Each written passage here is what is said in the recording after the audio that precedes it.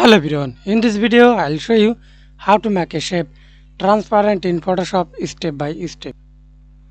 I already create a new document, then create a new layer, right click, use any shape like rectangle tool, rounded rectangle, ellipse tool, polygonal line or custom shape. Example, use rectangle shape,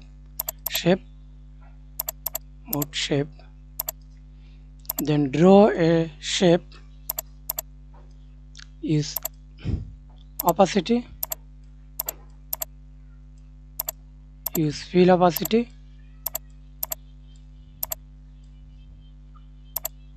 or click blend mode, multiply,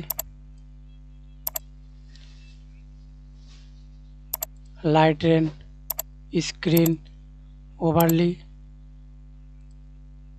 soft overlay.